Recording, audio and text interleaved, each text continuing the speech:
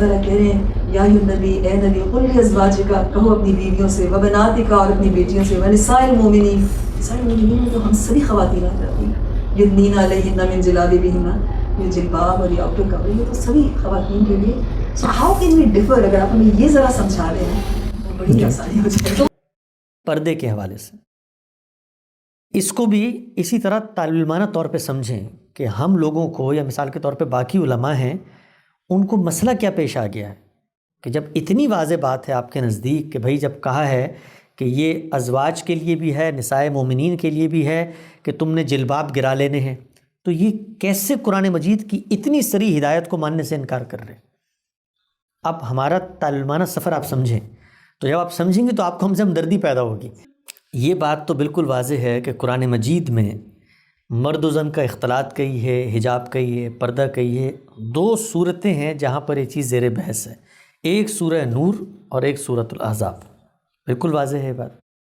سورہ نور کے اندر کچھ باتیں اس حوالے سے بیان ہوئی ہیں اور کچھ باتیں سورہ احزاب میں بیان ہوئی ہیں. ہمارا یہ ماننا ہے کہ مرد و زن کے اختلاط کے جو آداب ہیں وہ سورہ نور کے اندر بیان ہوئے ہیں، اور سورہ نور جب شروع ہوتی ہے تو وہ یہ کہہ کر ہوتی ہے کہ سورۃ انزلناہا وفرضناہا، یعنی قیامت تک کی حتمی ہدایت لے کر مرد و زن کے اختلاط کی یہ صورت نازل ہو گئی ہے. اس صورت کو جب ہم پڑھتے ہیں تو وہاں پر 3 باتیں سامنے آتی ہیں. 2 باتیں مرد اور عورت دونوں سے مشترک ہیں اور ایک بات عورتوں کے لیے زائد ہے. میں خلاصہ کر رہا ہوں اس کا، وہاں تو بڑی تفصیلی ہدایات ہیں. جو ہدایات مشترک ہیں اس میں پہلی ہدایت مرد اور عورت دونوں کو دی گئی ہے، اور وہ کیا ہے کہ آپ کی آنکھوں میں حیا ہونی چاہیے. غض بصر کی ایک تعبیر اختیار کی گئی کہ نظر خد و خال کا جائزہ لینے والی نہ ہو، نظر تاڑنے والی نہ ہو، نظر آبرو باختہ نہ ہو. ماڈسٹی کی نگاہ جب آپ اٹھائیں تو شرافت کی نگاہوں سے مرد بھی دیکھیں عورتیں بھی دیکھیں.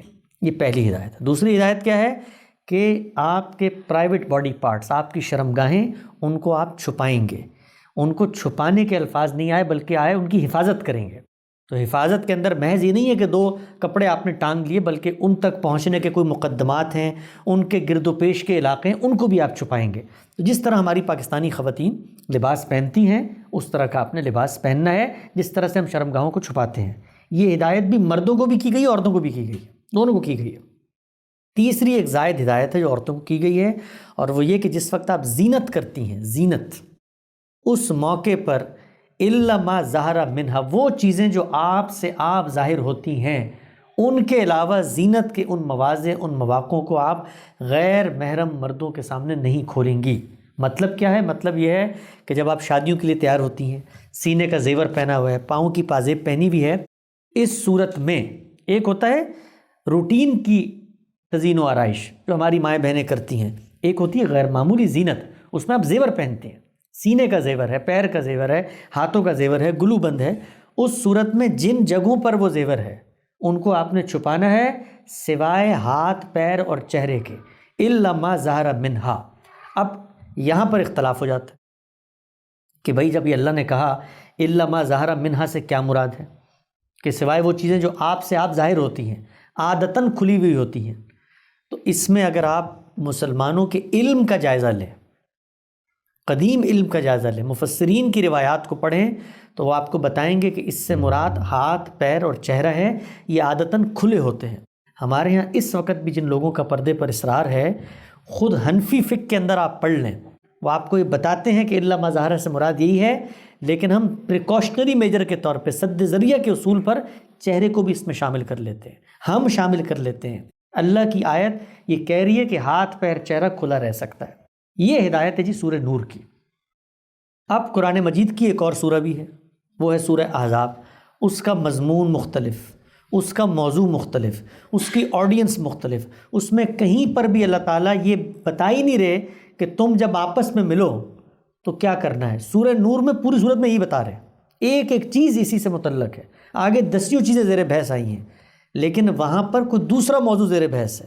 اس موضوع کے درمیان میں ایک بات آ گئی ہے، اور وہ بات یہ ہے کہ منافقین نے مسلمان عورتوں کے اوپر ریپ کے حملوں کی سازشیں کی، بہتان لگائے، کریکٹر اسیسینیشن کی، اسکینڈلائز کرنے کی کوشش کی، اس موقع پر اللہ تعالیٰ نے ایک ہدایت دی ہے، مسلمان عورتوں کو بھی دی ہے. کیوں دی ہے؟ اس لیے کہ وہ بھی اس کا ہدف بن رہی تھی.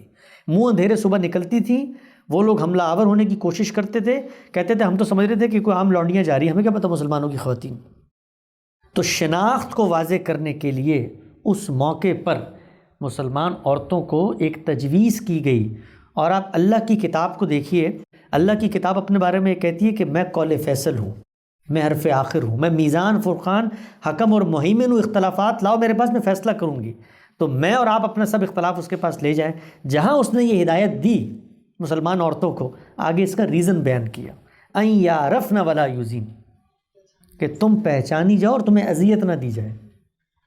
تو اب آپ مجھے بتائیے کہ ایک جگہ پہ پورا قانون بیان ہوا ہے اور ایک جنگ کی صورت، اور آگے کیا فرمایا؟ یہ جو اذیت دے رہے ہیں یہ عنقریب بدترین طریقے سے قتل کر دیے جائیں گے. تو یہ یہاں پر یہ صورتحال ہے اس وقت. مثلا ہم اس وقت یہاں جو خواتین بیٹھی ہوئی ہیں، انہوں نے چہرے پہ پردہ نہیں کیا ہوا اور ہم یہاں پر بیٹھے ہوئے ہیں، تو کیا ہمارے بارے میں یہ وعید ہے؟ ہاں، یعنی ہم مرد ہیں. تو ہمارا ماننا یہ ہے کہ سورہ نور کے اندر مرد و زن کے اختلاط کے آداب بیان ہوئے ہیں.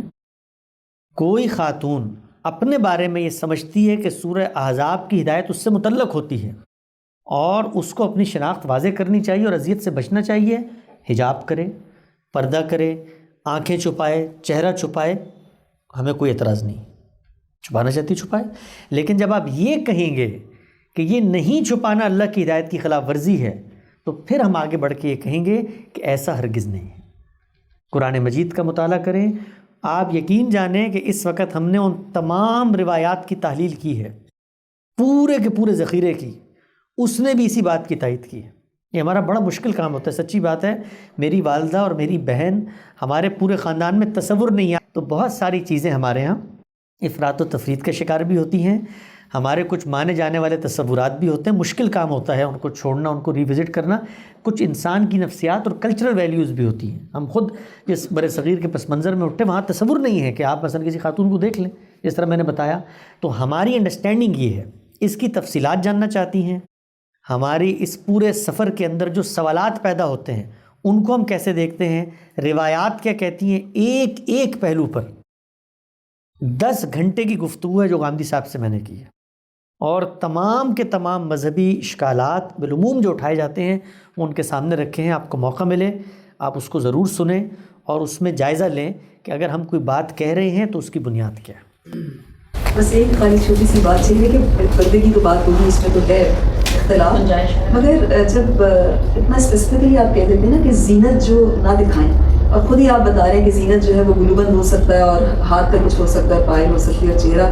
اب اس میں اگر حجاب بھی جب اترنا شروع ہوتا ہے اوپر سے، آپ دیکھیے اگر حجاب کو بھی نکال دیں گے تو پھر اس کے بعد تو کوئی انتہا نہیں رہتی. آپ دیکھیں کہ خواتین کی جو ڈریسنگ اب ہوتی ہے پھر کون ان کو کیا چیز روکے گی ان کو؟ دیکھیے میں جی اس پہ بھی عرض کرتا ہوں. جس وقت ہم خواتین کو یہ بتاتے ہیں نا کہ جی دین کا مطلوب تو یہی تھا تمہارے لیے کہ تم نے یہ دوپٹے اوڑھنے ہیں، یہ حجاب کرنا ہے، یہ چہرہ چھپانا ہے، اور میں آپس میں جو کہ آپ میری والدہ کی طرح بیان کر رہا ہوں، اگر آپ علماء کے پاس باقاعدہ جا کر پوچھیں تو وہ آپ کی موجودہ حالت کے بارے میں بھی یہ کہیں گے کہ آنکھیں نظر آ رہی ہیں، ہاتھ نظر آ رہے ہیں. ہاں تو وہ جس وقت ہم یہ بتاتے ہیں نا، تو کبھی بھی دین کا جو مطلوب جذبہ ہے، حیا کا جذبہ، ماڈسٹی کا جذبہ، اس کو اپریشیٹ نہیں کر پاتی. ہم وہ بات کیوں نہیں کرتے جو قرآن نے کہی ہے کہ بھائی نگاہوں میں حیا آئے. جب نگاہوں میں آئے گی تو وہ آگے بڑھے گی، پروگریس کرے گی. جب قرآن نے یہ کہا کہ ملو جلو تو حفاظت کرو اپنی شرمگاہوں کی، تو یہ حیا کا جذبہ ایسا نہیں ہے کہ بانجھ ہوتا ہے، بڑھتا ہے. ہم کیا کرتے ہیں؟ فتویٰ لگاتے ہیں. تو یہ بات کہ جی جس نے سر پہ اوڑھنی نہیں لی ہوئی خلاف اسلام ہے، اس کے لیے تو دلیل چاہیے ہوگی. لیکن میں یہ چاہتا ہوں کہ ہماری بچیاں سر پہ اوڑھنیاں لیں. تو اس کا طریقہ یہ نہیں ہے کہ ہم ان کو یہ کہیں کہ دیکھیں آپ گناہ کا ارتکاب کر رہی ہیں. آپ ان میں حیا کا جذبہ، ماڈسٹی کا جذبہ بیدار کریں. ہمارے برصغیر کی روایت ہے سر پہ اوڑھنی لینا، اور یہ بڑی محمود روایت ہے. خود غامدی صاحب کی کتاب مقامات میں ایک مضمون ہے سر کی اوڑھنی کے عنوان سے، اس کو پڑھیں. انہوں نے بتایا ہے کہ بڑی محمود بات ہے، اچھی بات ہے. لیکن اگر کوئی نہیں لیتا تو میں اس کو یہ کہوں گا کہ تم جہنم میں جاؤ گی. یہ کہنے کا حق مجھے نہیں ہے. باقی جی حیا کیسے پیدا ہوتی ہے وہ دل کے اندر پیدا ہوتی ہے، ورنہ میں بھی جانتا ہوں، آپ بھی جانتی ہیں کہ پردوں کے اندر کیا کیا کچھ ہو جاتا ہے، اللہ جانتا ہے۔